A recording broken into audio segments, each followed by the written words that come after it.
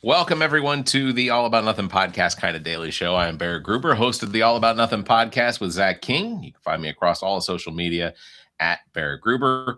With me is the host of the podcast, Black, White, and Blue in the South, with Dr. Jamil Brooks, Mr. Bill Kimler. You can follow him across all social media at Political Bill SC. If you want to participate in the show, you can chat with us on YouTube, Twitch, or Facebook. You can find links at the top of our webpage, theallaboutnothing.com. Please follow and subscribe wherever you are hearing us. Hey, Bill, how was your weekend? You can't see Bill's expression if you're just listening, but it was a great weekend, Barrett. I couldn't be happier to be here. What made it such a great weekend, Bill? This was the worst fucking Super Bowl I've ever watched. That was it really poor Super Bowl? Yes, it was. I didn't think it was terrible. It was terrible. It was among the bottom five. Yeah, I didn't think it was extremely entertaining. It was, the defensive Super Bowls wind up for me being, they put me to sleep. And to be honest with you, by about 8 minutes into the third quarter, I was out. I woke up at 2:00 in the morning to find that my TV was still on and had to. You know what you missed? So nothing. Well, the fourth quarter looked like it was a little exciting. I'll be honest, I didn't go back and look to see what happened in the fourth quarter, except that there were a lot more points scored. But in the episode that I recorded with Zach yesterday that we released today, we did a little prediction of what we thought the score would be. And I think I said that I thought it was going to be 27-18.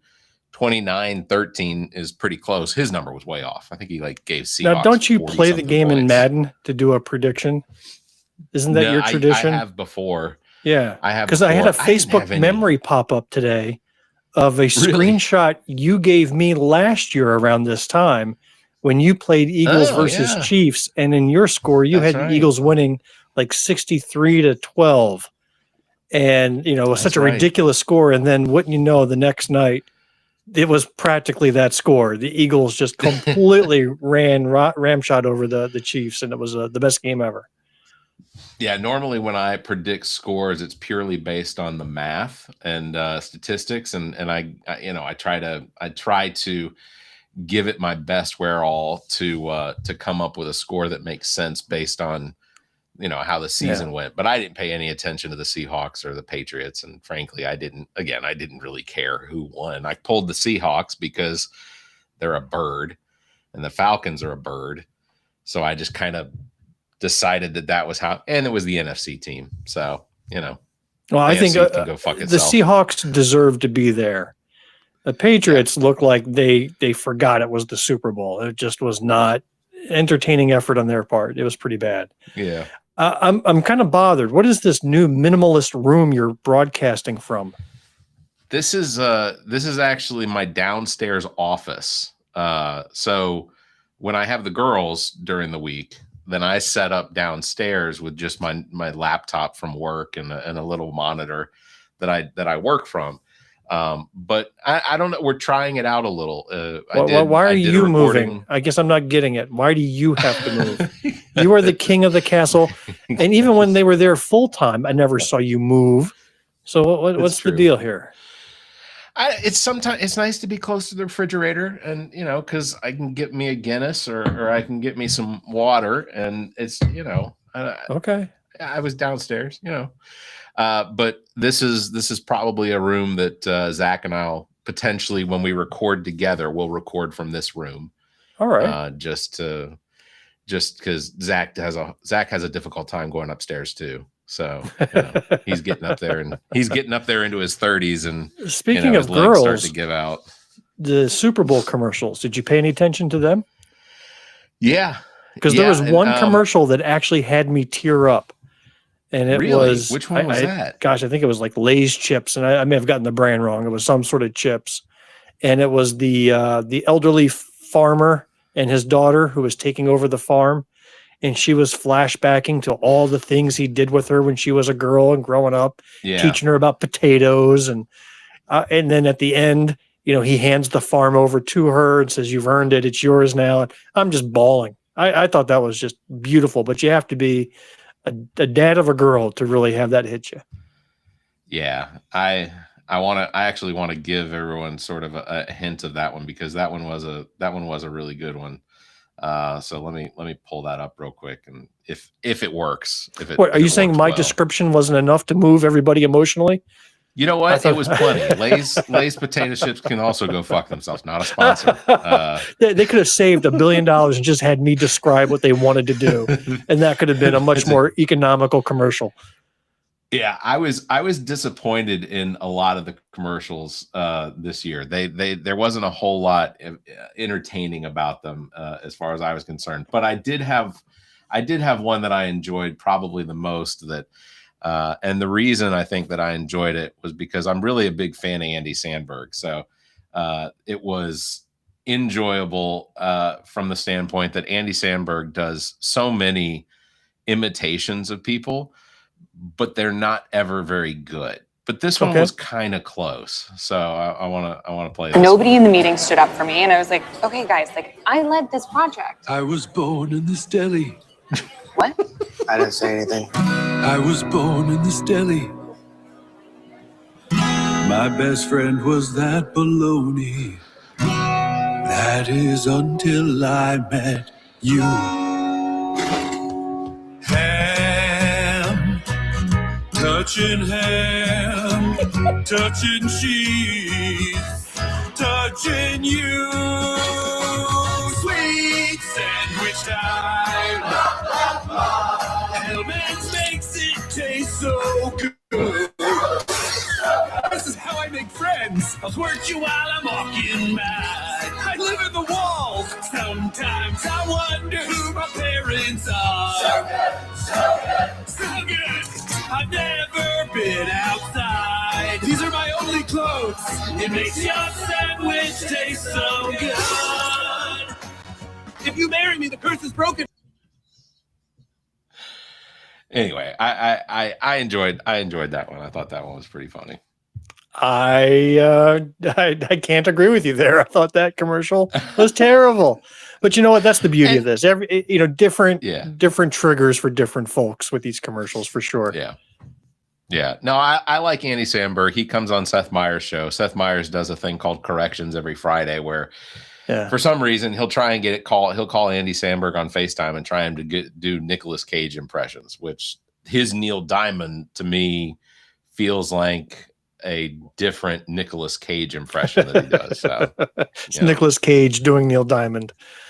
Exactly. So I think the one that got me the most was an Uber Eats commercial that I laughed at. Okay. And that was the one with Bradley Cooper and Matthew McConaughey. Because you watch the NFL and Bradley Cooper has this whole NFL is all about trying to sell you food, right? Yeah. And then Matthew McConaughey, when he was looking at the Hall of Fame, the NFL Hall of Fame, and then pulls out a juicer and shows they're identical, I fell out of my chair laughing. I was like, bravo, that was brilliant. That was a good one. I think one of the ones that I thought was the worst was the Goodwill Duncan. I didn't like that one. Cute. I thought it was terrible. It was awful. And then, so it was terrible because, for one, Jaleel White and Alfonso, the guy from Fresh Prince of Bel-Air, like, I get they never age, but don't show me that they don't age. Like, let me just assume they're not aging. But then you had, was it Ben Affleck was playing he was playing Will Hunting. Yeah, the whole de-aging and the faces, and it just all it was weird. Yeah. It didn't hit. I tell you what else didn't hit. Oh, go ahead. Go. No, I was trying to think of another one, but if you go, then I'll probably remember it. The Mike Tyson one doing a Maha commercial. What the fuck was that? You got one of the unhealthiest looking individuals out there. You can barely understand what he's talking about, and then it says, don't eat processed food. And I'm like, this is your spokesperson? Right. Yeah. What did he say, that he weighed 350 pounds or something like that? First of all, I don't remember that stage. I don't believe it. I don't believe it ever happened. He's the most photographed individual out there. There was no Yeah. walking around looking like Rerun, where he was just a big old blimp. Did not happen. Yeah, I don't recall that whatsoever, and I have absolutely. And then that commercial million came doubts. right between two different chips commercials. Tony's processed food. Next, it's Lay's. It's like, come on. The other was it Coinbase that was one of them that I was really disappointed in, because all it was the karaoke of one of the boy bands from the 90s or whatever. I didn't understand. I didn't understand what was going on until I was like, it was funny. No, it was like the Backstreet Boys. Yeah, that popped out, but they or whatever. Yeah, but they were, and I think it was Backstreet Boys. But they were making fun of themselves. Like, I kind of appreciated the humor of the commercial, because they were just doing goofy stuff and just really making fun of themselves. And I have no idea who the commercial was for. Like, you telling me it was Coinbase? It could have been. That was a commercial. So we're talking about two different commercials. So the commercial it wasn't a band at all. It was just the words from a karaoke machine to whatever NSYNC or Backstreet Boy. I know I'm going to catch flack for this, but I don't know who sings the song that was in it. But it was as though you were at a karaoke bar and you were singing off of the word prompter. And that's all it was I don't want to sing it because they sang it better, but it was just a cheesy 1990s karaoke version of that song. And then when they got into the song, or when they got towards the chorus or into the chorus or whatever, it popped up with whatever the commercial was for. And like I said, I think it was Coinbase, but I can't remember exactly. I should have done what you said, and that was take notes, and I didn't. I fell asleep with my pencil impaled in my arm. I tell you what commercial I didn't need to see was the one that preceded all of the festivities that showed men's pubic hair singing on the bathroom floor. Oh my God. Did you see that commercial? Why? Like, who thinks of that? That inspired me to do nothing for that product. I have no desire to go through that and see my hair singing. No, thank you. Nope, not happening. I don't know whose idea it was. And then it was probably the same advertising firm who came up with the singing toilets. Yes. Yeah, probably. Yeah. They were singing, "Take a look at me now." And then take a look at your pee. Take a look at your pee, right? Look at you pee. And it's like, what? Make sure you're hydrated, I think was the theme of that commercial. But just make sure you look at your pee. A liquid IV commercial or something like that, I think. Yeah. I first of all, I don't tune into the Super Bowl commercials. I don't stick around on the couch for the Super Bowl commercials to give me health instructions. So Mike Tyson, liquid IV, you all can go shove it. I don't need it. I don't want it. That's a fact. Also, Dunkin' Donuts. I think you should. Ben Affleck and Matt Damon need to probably not be involved in those commercials anymore. They've never been great, but I think they've gone downhill further. It was, and then the Super Bowl was just kind of meh for me. I mean, again, I pulled for the Seahawks, but it wasn't a great, entertaining Super Bowl. It wasn't. And can I be in the minority that says I didn't really care for the halftime show? Am I allowed to say that? Am I allowed to have that opinion, or am I going to get killed? I don't think you're going to get killed. I can honestly say I thought it was a beautiful performance. Like, I get that I don't speak. I understand some Spanish. I speak very little Spanish, and I understood the message from I guess the performance. But I thought it was a very well produced. The set design was fantastic. When he handed the child the Grammy, I think there were a lot of questions as to whether or not that was the 5-year-old that had been detained for almost a month. But I think that's the thing is I think everybody brought their own preconceptions into it and started mapping themselves onto what they were saying. And again, I guess that's what art is, right? Art is about interpretation. And if you leave it open for interpretation, that's considered a good thing. But to me, and I guess this is the same complaint I had last year's Super Bowl halftime show, I need to go afterwards and have it explained to me, right? Because I am a 50-something-year-old white guy. I didn't understand Kendrick's performances and all the history. I didn't know who Drake was. I didn't know there was this beef. I have no idea what was going on. So I had to have it explained to me. And then I gained a lot of appreciation for it weeks later, right? So I get it. Same thing here with this Bad Bunny thing. It's like I watched it, and if I didn't know anything about anything, what I saw was a young, attractive Puerto Rican guy mumbling his way through Spanish words. I mean, I'm going to tell you right now, I don't think he can sing. That, again, based on what I saw, I would not put him up there as a crooner or a singer that I would pay money to go see. Now, you can tell me he was telling the most beautiful story in the world and that there was a theme to it and all the symbolism. Yes. Now I have to go get my Cliff Notes out and go research what I saw in a halftime show. And my daughter and I, she was texting me throughout the whole thing, and she was like, that was brilliant. And oh my gosh, did you see this? And no, that means this. And I was like, I'm glad you get it. I didn't get it. Now, don't get me wrong. I'm not watching the Kid Rock show either. I mean, that's bullshit.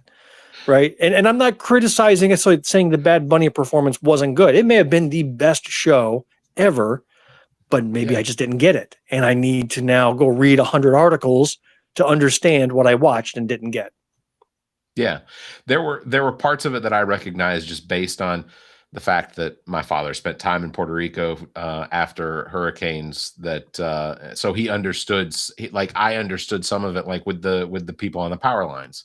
Like legitimately, there will be children that will climb the power lines because the power line infrastructure is so awful in Puerto Rico in the rural areas that even the children know how to go up and reattach a line to a house or something like that. Like, look, if they did a Super Bowl halftime show that was completely Lord of the Rings themed, I'm going to get every reference. I want to be creaming my pants. I want to be like, this is the best thing ever. Meanwhile, 99% of the nation's going to be scratching their head going, what is this dumb shit? Right? Like, so I get that if you have that experience, like the telephone poles, I never even knew that. Yeah. Like, that's new information to me.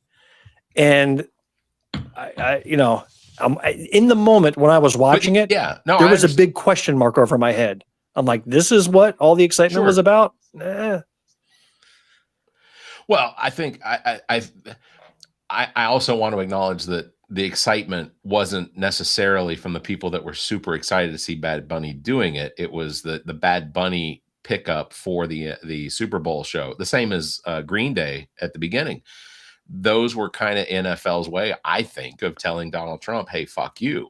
Yeah, like NFL is the richest. I think MLB and NFL probably go back and forth, but between those two sports and potentially FIFA Worldwide Soccer, those sports have what I think we all like to think we could eventually have one day, and that's fuck you money. Like, and that's another sport I don't get is soccer. Like, how is that the most popular sport in the world? That is by far the single dullest sport that's ever existed outside of curling and golf. I mean, so all of our European listeners, Bill is calling you all out. That's I don't disagree. I find I'm entertained by soccer sometimes, but I'm more in my entertained. Old man yelling at the clouds mood tonight. I am more entertained by like rugby when it comes to like international sports that we don't see. Oh, you know what I love here in the States? What's that? Women's rugby. I love watching women's rugby. Oh yeah. Oh my gosh, there's nothing that makes a smile appear on my face. They go at it, and it's now in my TikTok algorithm. But just the ferocity and the athleticism, and I saw this one clip where like there's like a tiny rugby player who was picked up by one arm by this other player and thrown off to the side. I was like, this is brilliant. I love it. This is the greatest. I have enjoyed rugby on my YouTube channel. I'm subscribed to multiple European rugby teams like the Scottish U20 or U18. And several other ones. So whenever they play and those pop up, like those are the first things. And I'll sit there on a Saturday morning sometimes, nobody's up in the house, or if the house is empty, and I'll sit there from like 6 o'clock in the morning until 10 o'clock, just sitting there watching rugby games, and they're entertaining. I don't know a whole lot about what's going on, but the same. Here's another one. And well, there's nothing to know about because there's no rules in rugby. That's the best part. It's like you just throw the ball in the middle of the field, and similar colored, uniform teams just tackle each other nonstop, and it's a lot of fun. Yeah, there's a lot of lateral backward passes. I think the further back you go, the bigger the goal you get. Like I think there's all these terms. There's a scrum. I think you capture the scrum. Yeah, the scrum is when everybody's. No, the scrum. Yeah, the scrum is when they're all together and they throw they roll the ball underneath, and the team to come away with it's the team that gets to advance towards the end zone or whatever. I don't know. I don't know what it's called at the end. Again, everyone's offended by this conversation. But I was going to say, one of the ones working with a number of coworkers that are in India, I've become a fan of cricket. Like I still don't understand exactly what's going on, but there's no rules because all you do is you grab a plank off of a wooden fence nearby, you bounce balls at people, you whack them, then you hit each other with the wicket, and then you get a crickety. I've watched plenty of it myself, and when the World Series of cricket is always India versus Pakistan, you're dealing with the world's greatest sport. Is a billion fans, I think I heard. A billion. Didn't even get all of India, just a billion, but there's a billion. It's kind of like the Catholics. It was an interesting weekend. Can I pivot to a brand new topic? Please. I want to tell you about the podcast I recorded Saturday. I wanted you to. So there was an anti-ICE protest. And by the way, when we say anti-ICE, we just need to be clear to the conservatives who are going to get it wrong intentionally. Do we want immigration enforcement? Yes. Do we want ICE doing what they're doing, breaking every constitutional law we have and being a law unto themselves and going without any consequences for their illegal actions? No. Do it the right way, right? That's all. It's simple as that. Yep. Don't murder U.S. citizens. Don't deport people just because of their color and get it wrong. I mean, how many U.S. citizens have been detained for days, locked up in a black box that they can't access the outside world? Anyhow, there was an anti-ICE abuse protest in Uptown Greenwood. Had between 60, 65 people turn out. So it was a good turnout. We recorded a podcast episode live from that event. So an hour and a half. We recorded outdoors in the middle of everything. It was a big experiment, and it went really well. I'm in the middle of editing it now. I had like 6 different guests pop in, and a couple of them were celebrities. So got to interview a candidate for U.S. Senate, candidate for U.S. Congress, and candidate for governor, all in the same episode. Cool. They all stopped by the table to pay their respects to the #1 political podcast in South Carolina. Hey, that's right. Bold We're starting claim. to get recognized. We are starting to get recognized. No, I saw the pictures, and when I came to the picture of Dr. Jermaine Johnson, I was like, dang, he showed up out there. But that's not to say he doesn't show up places. He absolutely does. I am surprised at the places that he shows up. He did not announce it. He just came out, said he wanted to encourage the protest. He loved the fact that there was over 60 people there in Greenwood. He was really amazed because out in Columbia, you guys could snap your fingers and find 1,000 people to go march. Greenwood's a little more difficult. So heck, he says he would have been impressed if there was 5. And that was a very good point. Yeah, the pictures showed what looked like a good time. Were there any naysayers that showed up? Were there any I saw in a gossip group. Yeah, there was a couple of guys, ran through with their muffler, thought they were a big deal, but no biggie. It was mostly positive, and you'll hear it. You'll hear cars honking all throughout the episode. I mean, it was nonstop. Cool. But apparently there was a guy parked in the parking lot where we were set up, sitting behind us, taking pictures and then criticizing the protest in a gossip group online. Here they're at it again. And then you go to the comments and you can see basically like the Fox News spewed, why are they pro-rapist? It's like, right. Yeah, because well, you're not pro pedophile, so clearly you must be pro rapist. Like there's one or the other. But I'm excited. Yeah, I think this episode will be ready for Wednesday, and the quality of it. You know me, I'm a stickler for quality, and it was noise throughout, but it really wasn't that bad. It's a very listenable episode, so I was pleased with very it. good. Very good. I'm just to go back to what you said about the people in the little, the Facebook forums or whatever, where they're, here they are again, like, can we set a threshold for the number of times there has to be something happen before you can go out and say, here we go again? Like, truly, like 10 times. How many ICE protests have there potentially been in Greenwood? 2, 3? No, this will be like the 6th one. Okay, we haven't reached it's 10 not always yet. That's what I'm saying. It's not just ICE. I mean, it's in the same corner, same group. Yeah. But it's either no kings, or we have had enough, or it's Medicare, or whatever the issue is. Are you doing those thumbs that I'm seeing up on the screen? Is that you doing it? Yeah, probably. It's an Apple thing. If I can give you a heart and oh see it, yeah, I've done that over Zoom. Yeah. Okay. Well, before we get out of here, because I know it's a Monday. And I got like a whole bunch of list of more observations. Boy, Do you? Got it all right here, man. I got another half hour in us. For example, coolest commercial, the new Steven Spielberg film. Are you excited to see Disclosure Day?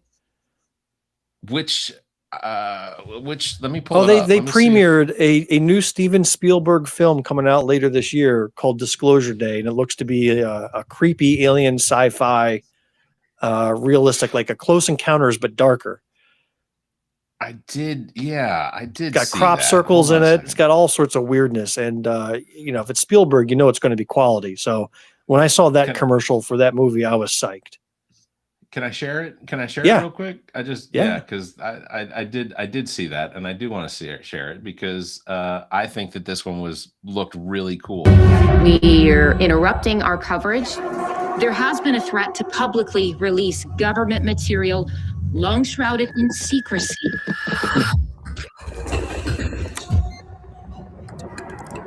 Are they people? No. Do you think there could be others? People have a right to know the truth. What are you gonna do? Full disclosure to the whole world, all at once.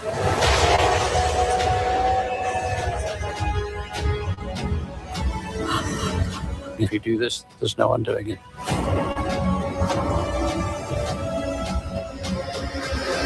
There will be no other day like tomorrow.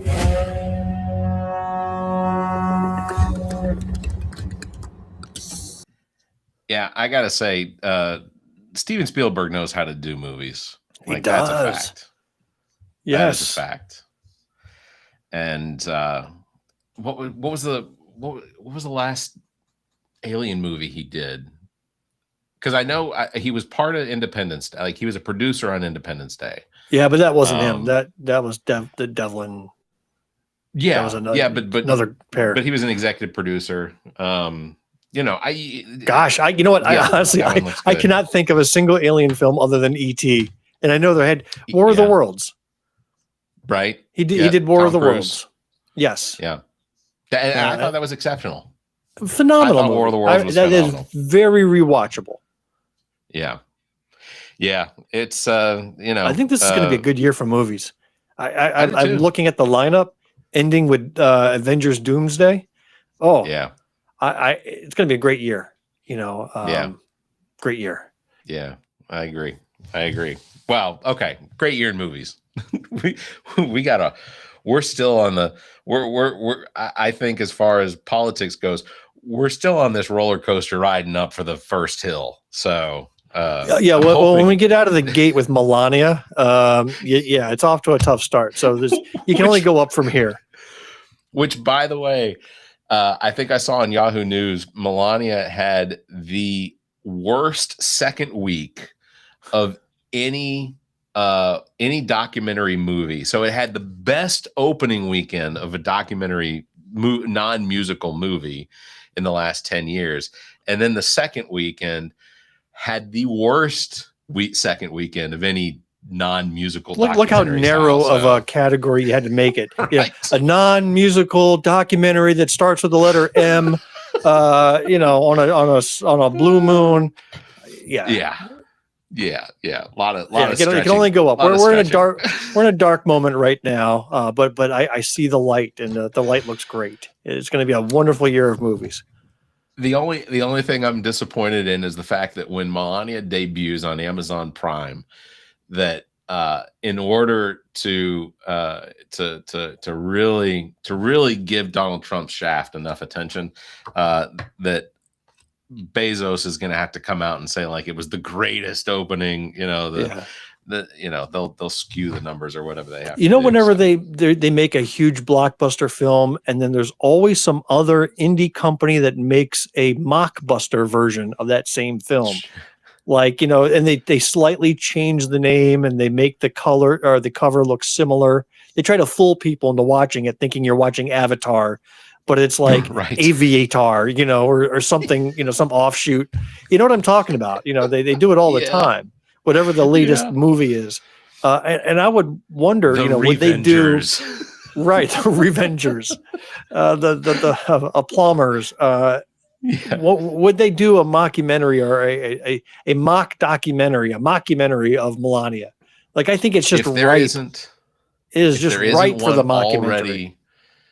If it's not already in production, I'm disappointed. Like that would have a 10 times bigger opening night than Melania did. If you had a Naked Gun version of that, or a Scary Movie, think of like Scary Movie or any of those other kind of goofball mockumentaries.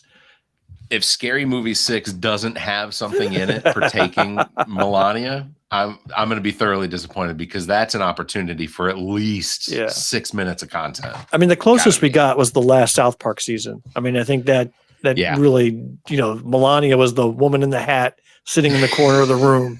It would just disappear. I thought that was brilliant. So maybe they have a movie in them. I want to see Trey Parker and Matt Stone come out with a mockumentary of Melania. Melanoma, they could call it. Melanoma.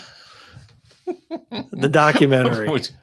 Give it, or give it, because Melania is an odd name. I mean, it's not an odd name, but it's obviously Melanie, but without the whatever. And I would want Julianne Moore to star, because she could pull it. I saw her in this movie called Game Change, and she played Sarah Palin. That was a good one. You would have thought that was Sarah Palin in the movie. I mean, there was perfect. I think she could play Melania perfectly in this mockumentary called Melanoma.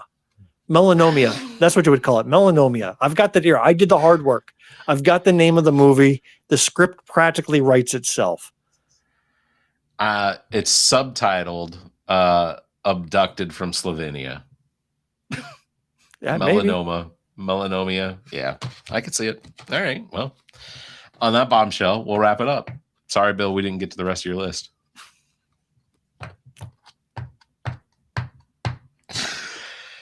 Oh, I'm just entertaining myself.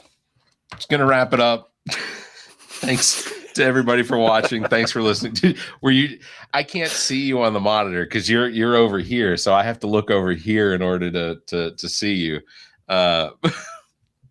Big thanks for everybody watching. Thanks for listening. Don't forget, you can follow Bill at Political Bill SC. You can follow me at Barrett Gruber. Thanks for liking and hitting that bell. And if you can, give us a 5-star review, a like, and comment. Leave a comment. Until next time, you all stay safe, be kind, and keep your hands to yourself. It's almost